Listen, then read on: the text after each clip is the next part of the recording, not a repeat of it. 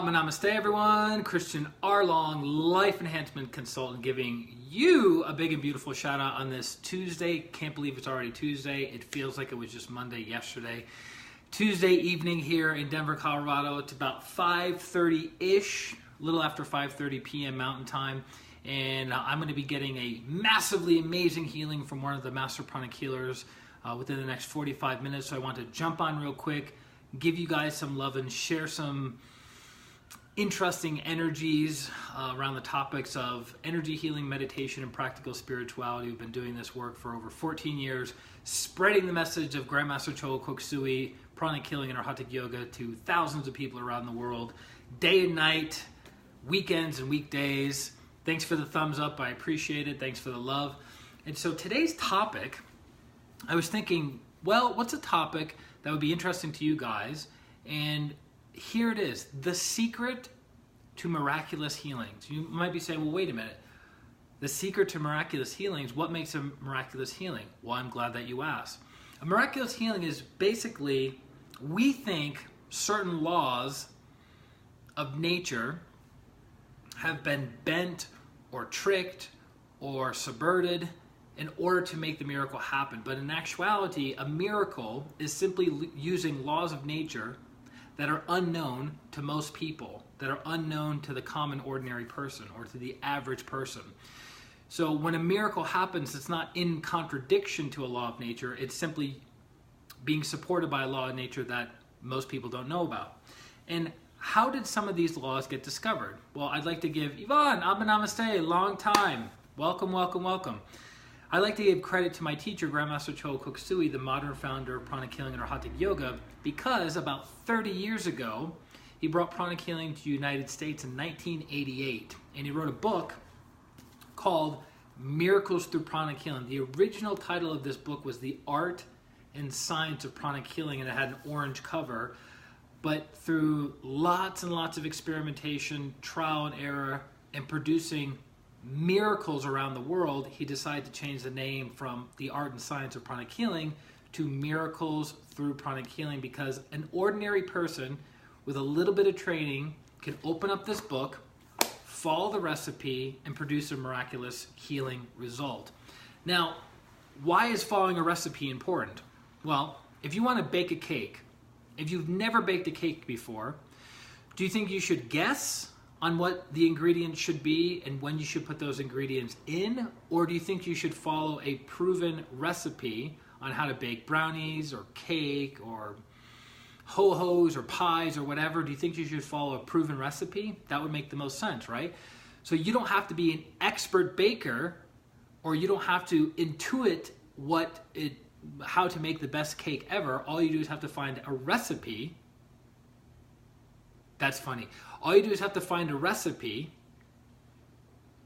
I have people messaging me while I'm doing this live stream with you guys.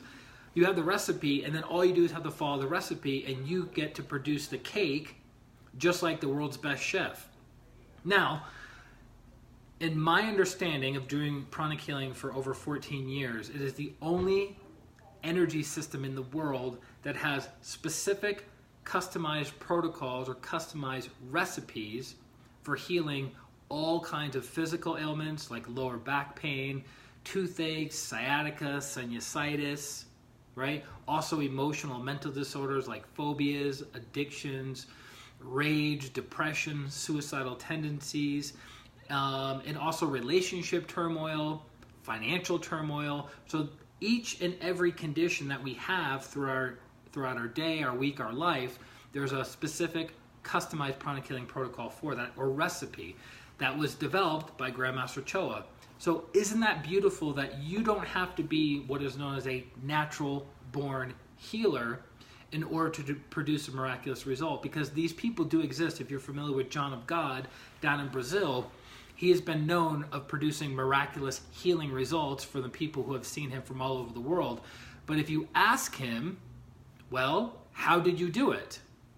He doesn't have the awareness or the step-by-step recipe on how to produce that miraculous healing result to duplicate his miraculous healing results for other people.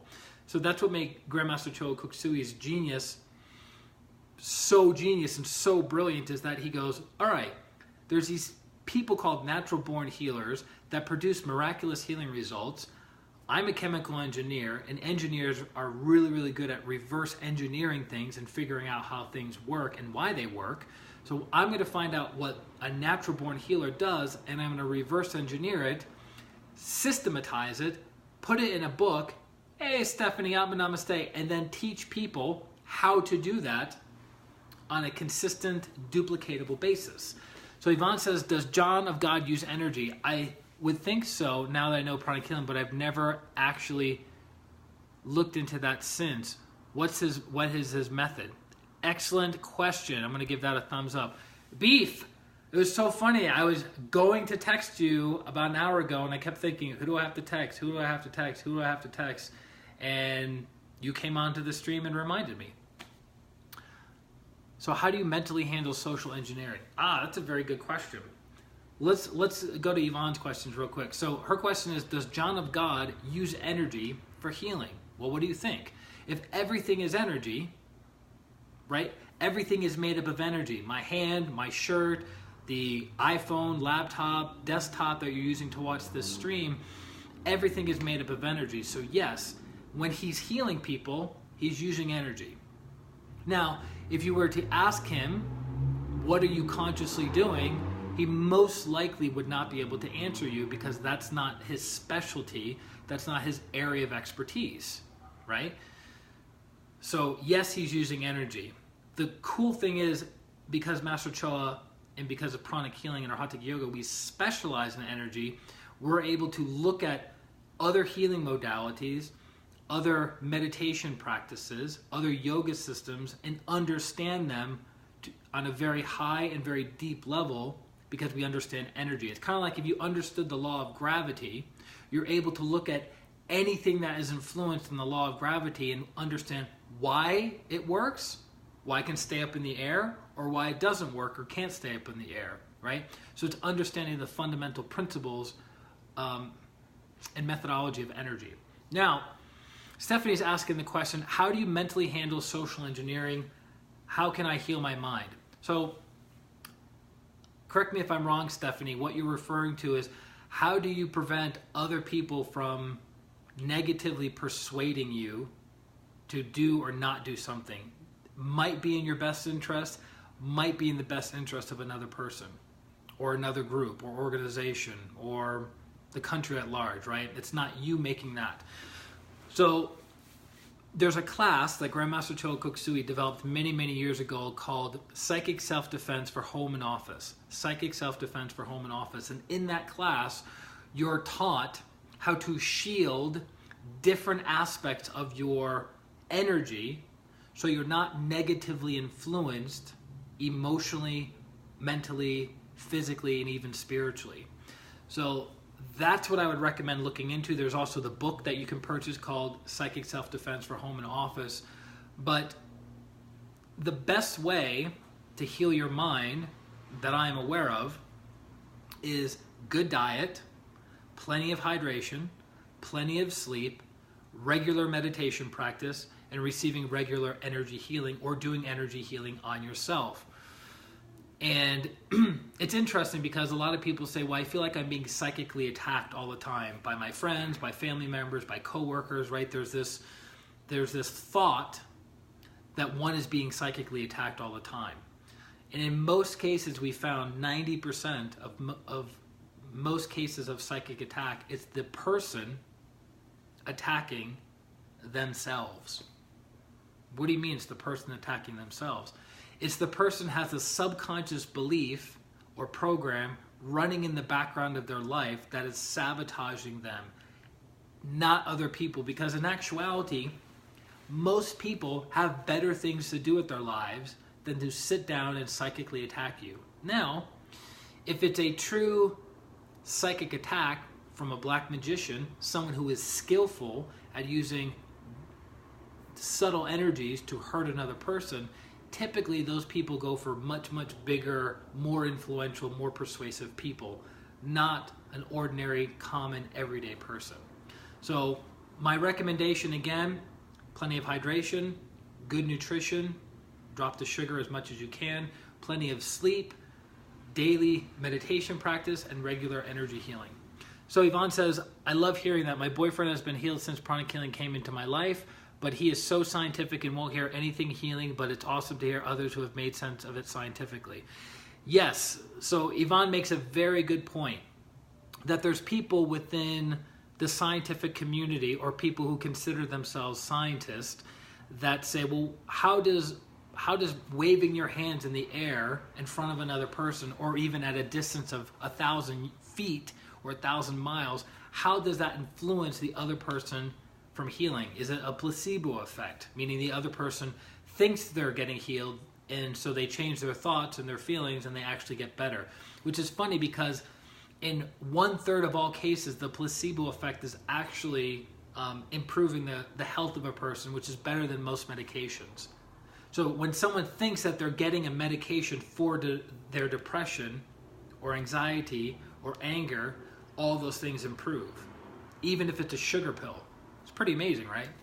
So here's what I would say, because I've had this conversation with many people, lawyers, doctors, scientists, lay people, and my specialty for the past 14 years has been spirituality, meditation, and energy healing. This is the world that I live in. And the first thing I would ask a person who is asking questions about energy healing is, are you open to changing your mind?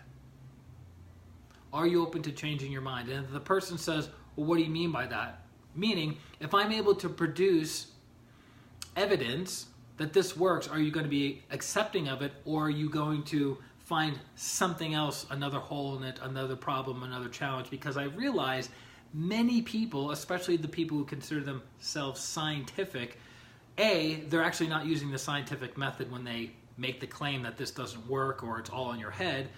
B, no matter what you show them, they are not going to accept it as a true healing modality, right? Because I've had people say, hey, Paulette, namaste. I've had people say, well, where's the double-blind studies? Where are the peer-reviewed journals and articles of pranic healing being effective, right? Where are all these? And I say, okay, are you willing to have your mind changed? And if I show you those things, are you going to change your mind? And they say, well, it depends. And as soon as they're saying, well, it depends, in general, they're not open or receptive. That's a very, very big aspect of having communication and dialogue with other people, is if they are not open and receptive, you are wasting your time, you're wasting your energy, you're wasting your breath. Do not ever try to convince people of spiritual teachings, of spiritual technologies, of healing, because there's a program running with that person that they have an inner resistance to experiencing the truth. So my solution has always been practice the teachings, practice the techniques, practice the methodology, have it improve the quality of your life, be an example, be a product of the product, and then have other people go, wow, ever since Yvonne started doing this practice, her life has improved. She seems calmer, she seems happier, she seems more joyful. I wonder if there's something to it. Then the person's more open, more receptive, they maybe apply this, they apply that, something improves in their life, and then they go deeper into it. But never, ever, ever, ever, ever, ever try to convince people that this works, because it's an uphill battle and it never works. Yeah, so Yvonne says, and causing so much frustration. Yeah, it's not worth it. If somebody, because just like every industry, any area of knowledge has its own kind of jargon, right? The medical community has their kind of jargon. The engineering community has their kind of jargon. The legal system has its kind of jargon. The same thing with energy healing, the same thing with pranic healing and Hatha yoga. It has its own kind of jargon or terminology that we use to explain certain concepts and technologies that we use. Now, if someone doesn't have a understanding of that jargon, they're going to make assumptions on how they think it works or how they think it doesn't work, and there's going to be misunderstanding. So it's not worth it. If someone's not willing to attend a class and learn from point A to point B to point C, or they're not willing to read a book from page 1, page 2, page 3, there's no point. Like when I ask people a question about something, an area of life that I don't understand, I don't have my assumptions. I go, all right, I'm going to start with an empty cup. I'm going to start with the beginner's mind. Here's my question. Educate me. Right? And then after I have the information, then I ask intelligent questions. I practice discernment. And then whatever the person's told me, I experiment with that. And then I draw my own conclusion. The same thing in pranic healing. Master Chola says in every single pranic healing class, without exception, is use intelligent evaluation, practice discernment, experiment, and draw your own conclusion. So for instance, if you go to someone and you're told that if you do this, you're told if you do this, if you wave your hand in front of somebody's solar plexus chakra, it's going to relieve stress. And you do that to the person and the person feels better, keep following the protocol. If you do this and the person doesn't get better, throw it out, right? You experimented, you make your own conclusion, you're like, hey, that doesn't work, it's all in my head. The person didn't have less stress, they didn't feel better, right? For instance, if you do the Twin Hearts meditation, and we say, by doing the Twin Hearts meditation, within 30 minutes, you'll be physically empowered, emotionally calm, mentally sharp, and spiritually fed. That's our promise. That's our guarantee. The person does the meditation, and they don't have any of those experiences, then that's okay. Throw it out, right? But if somebody does have those experiences, then that means they should go deeper into the practice and to understand it on a higher level. That's why I love all the pranic healing classes, because it has part theoretical and part experiential. So you have the mental understanding as well as you get to experience it firsthand and go, wow, when I do this technique, I feel amazing. When I do this technique, I feel prosperous. When I do this technique, I feel less stress and more inner peace, right?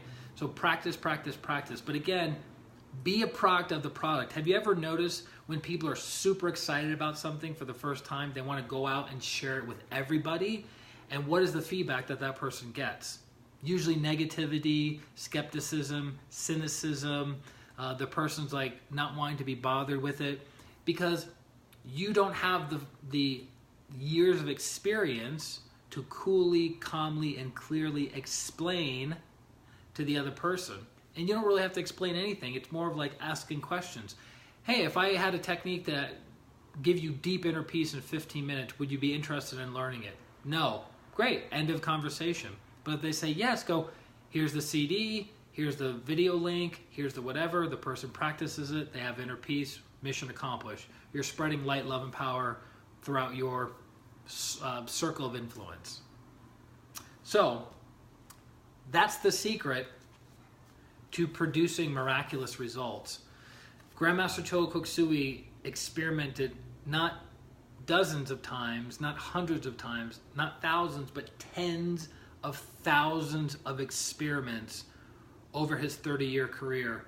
And he's able to give us the silver platter protocol of this is how you heal a migraine, this is how you heal lower back pain, this is how you heal broken bones in this protocol. So we don't have to be super smart and super developed and psychic and all these other things in order to open up a book, follow protocol, step 1, step 2, step 3. How do you feel, person?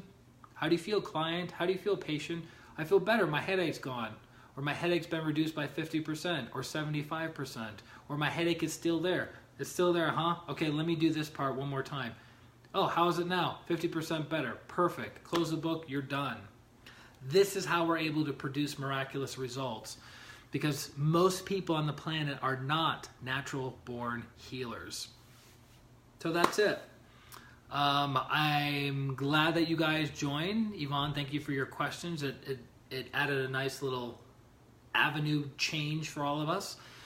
And if you have any questions, comments, challenges, direct message me on Facebook. If you would like a healing session with me, go to ChristianRLong.com/services, ChristianRLong.com/services, and let me know what your condition is: physical, emotional, relationship, financial, spiritual, whatever it is. We have a protocol that can help you with your condition. And that's it. Love you guys very, very much. Happy Tuesday, happy week, happy life. Love your lives. Oh, I'm glad you love them. Share them. If you guys get value out of these live streams, I can guarantee you that other people in your social network will also get value. So share it on your personal page, your fan page, your Twitter, your email list, whoever you think can benefit from these teachings, which are not mine. They're my teachers, Grandmaster Choa.